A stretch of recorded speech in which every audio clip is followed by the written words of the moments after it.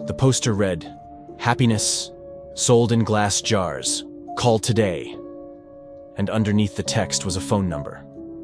I was walking home from a long, exhausting day of work when I caught a glimpse of the paper stapled on an old telephone pole. I took a picture of it thinking it was amusing.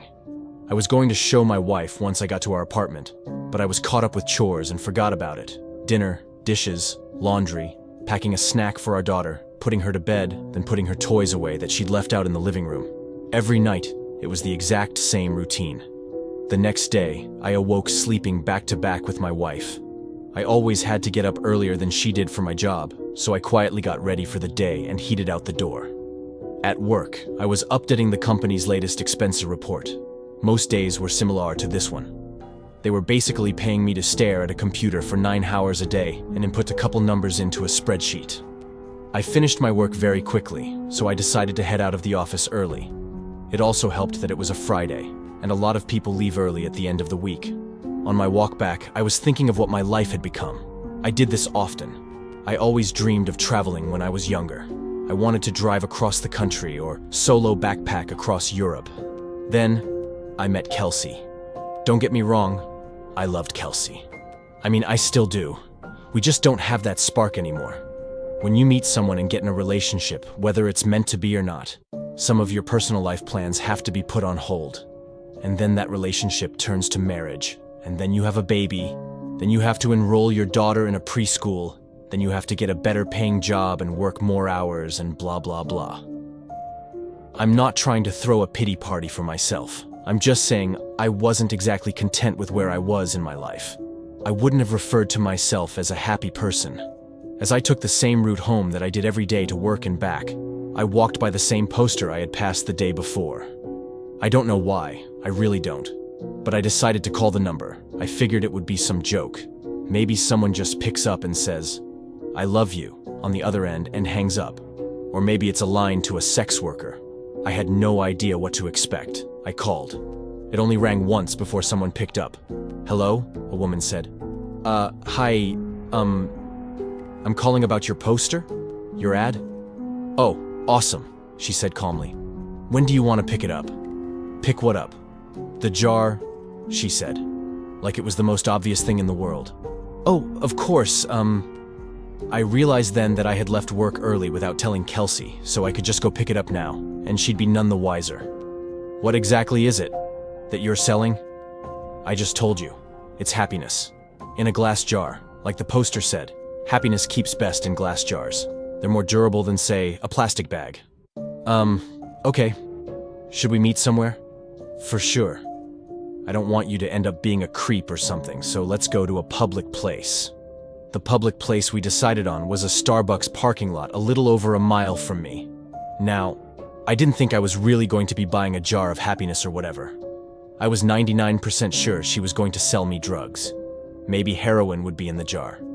I remember thinking, oh no, happiness is probably a nickname for some street drug, and I'm going to a drug deal. What if she's a cop? Am I going to be arrested? But something inside me told me to keep walking, and so I did. I stood outside and texted her. Me. I'm here. Her. Cool. Be there in a sec. Me. What are you driving? Her. Silver Camry. And as her final text came through, I saw her car pull in. She took a spot not too far from where I stood. I could see there was no one else in the car, which put my kidnapping fear to rest. She opened her door and stood on the pavement, looking around until her eyes met mine. I gave her a little nod of acknowledgement. She simply responded by waving her hand, gesturing for me to come over to her car, so I did. She was young, maybe mid-20s, with curly golden hair. Her skin was pale and contrasted with the all-black outfit she was wearing. I thought she looked like Glinda the Good Witch from The Wizard of Oz had put on the Wicked Witch's clothes. "Nice day out," she said as a greeting. "Oh, yeah, it is. Hadn't really paid attention to it. You were the one that called about the jar, right?" "Yeah, that was me." "Cool, well, here you go." She handed me a very small glass mason jar. It couldn't have been more than 2 inches tall. Inside of it was a light. Not a light bulb, just light. It was like someone bottled up sunshine. It glowed even in the mid-afternoon daylight. It looked like a tiny sun or a tiny universe existing in this little crystal-walled home. I was admiring it with no attempt to hide the awe on my face. Pretty rad, isn't it? What is it? You've asked that like 3 different times, I think. My answer is still the same. It is happiness. Happiness in a glass jar. What do I do with it? Keep it, she said simply. If you have any problems, shoot me a text. She started to get into her car. Wait, I said. I thought you were selling this. How much is it? Don't worry, man, she said with a smile. You'll pay. She closed her door and I stepped out of her way as she backed up, then drove off. What the hell had just happened? What was I holding? I looked down at the jar again. Its radiance was simply mesmerizing. I put it in my pocket and could see its glow slightly through my pants. I began to walk home. What was just a nice, sunny day quickly changed into a rainy one with clouds wrapping the sky. It was not forecasted that it would rain, or else I would have ridden the bus or subway to work that day. I jogged home, trying not to get too drenched. I finally found shelter once I made it to my apartment building. I walked up to my door and found that my key wasn't on my key ring anymore. Shit, I can't believe I lost it again, I thought. I knocked on the door and said in a somewhat loud voice, "Hey babe, it's me. I don't know what happened to my key." I heard the door being unlocked from the other side. When the door opened, I was greeted by a large, heavy-set man with greasy hair and unkempt goatee. He said, "I think you got the wrong door, bud." "Oh," I said, disoriented. "My bad. Sorry. Have a good one." He let out a chuckle as he closed the door. Apartment number 33. I know that was my apartment. I know it was. I'd been in apartment 33 for 5 years now. But that was not my apartment. From what I could see inside, all the furniture was different. It was painted a different color. It was all wrong. I felt like I'd hit my head and was drugged. In that moment, nothing made sense. I pulled out my phone to call Kelsey so she could calm me down and tell me I just got confused for a second. But her contact wasn't in my phone. In fact, nothing was in my phone. I had no messages with her, no previous calls, no pictures. It was like my phone reset to its factory settings. Did that girl somehow switch my phone out when I wasn't looking? I would have just dialed Kelsey's number manually, but I couldn't quite remember it. I had known it by heart before, but not anymore. I needed to get back to the office. I had all my contacts backed up on my work computer. Since it was still raining, I hopped on the bus which had a stop right in front of the apartment complex. I rode downtown toward my office, the whole time staring at my wet shoes, wondering what the hell was going on. We have a keycard access to our building, so only authorized personnel can get inside. I always keep my access card in my wallet. Always. But, surprise, surprise, it wasn't there.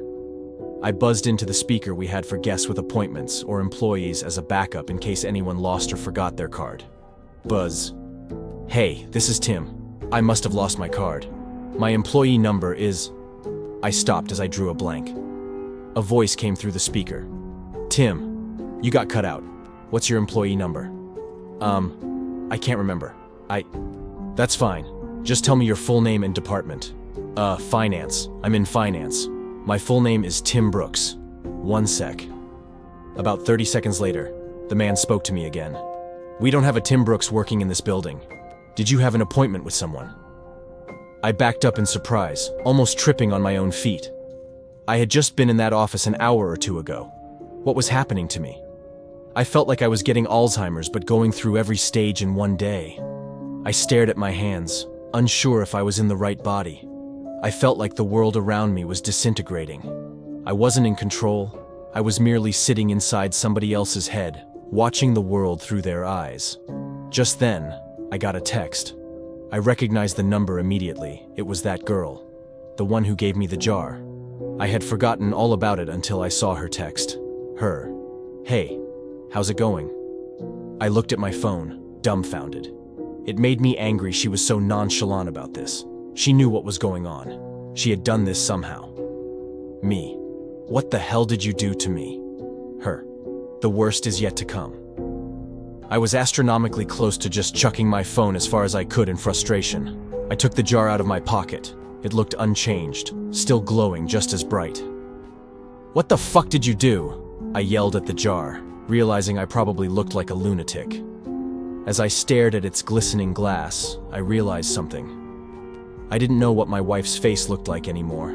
I knew her name. Well, I know it started with a K, or maybe a C. I couldn't picture her in my mind. I knew I had a wife. I knew I did. Yes, because I had a daughter. I had a wife and a daughter. I just couldn't remember their faces then, or their names, or their birthdays, or any memories I had with them. I know they existed. They did exist. I had just seen them that morning, right?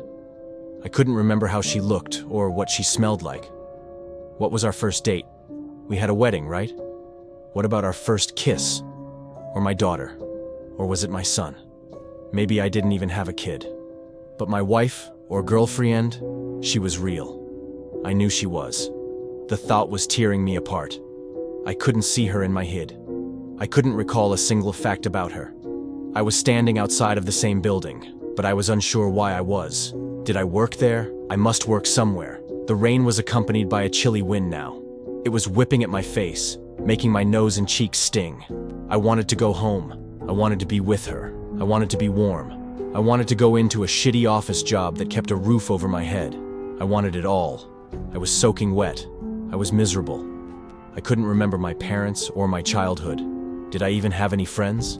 Why was I in the rain? I looked down at my hand. I was still clutching the jar. The only memory of my entire life I could concretely remember was that girl giving it to me, telling me it was happiness.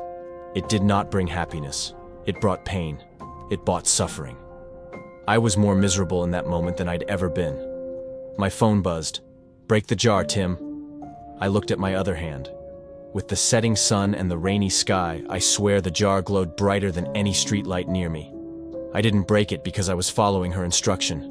I broke it because I was angry. I broke it because I was upset. I needed a release. I raised my arm above my head and brought it down with one swift motion, shattering the jar on the concrete beneath my feet. That dark, chilly air accompanying the rain spread away like it was the shockwave of a bomb going off, and I was at the epicenter. I saw the warm, yellow light from inside the jar spread rapidly across the ground and ascend into the sky. It was as if I was watching the beginnings of the universe being created. Like God had just snapped his fingers and said, "Let there be light." I was engulfed in it. I could no longer see street or rain or anything dark. I felt like I was plummeting into a star going faster than the speed of light. It felt like sitting in front of a fire on a cold winter's night. But that warmth was covering every inch of my body. And then I blinked. Immediately I could feel the sheets beneath me, and my back barely touching my wife's. I was staring out the window. The morning light drenched through the glass and gleamed on my face. I stood from bed and grabbed my phone. It was Friday morning. I had one text. "Let me know if you ever need another jar." I called in sick to work. I snuck into my daughter's room and greeted her with a kiss, and told her she didn't have to go to preschool today. We were going to have a family day. She smiled and stretched out her arms with a yawn before curling up and falling back asleep. I got back in bed and squeezed my wife tightly. I didn't let go for hours. Our daughter came into our room and woke us up eventually. She was jumping on the bed and shouting for us to wake up. Yesterday, I may have found that annoying. Yesterday, I may have found a lot of things annoying or monotonous or dull, but not today. Today, I pulled her under the covers in between me and Kelsey. Today was going to be a good day. Today, I was happy.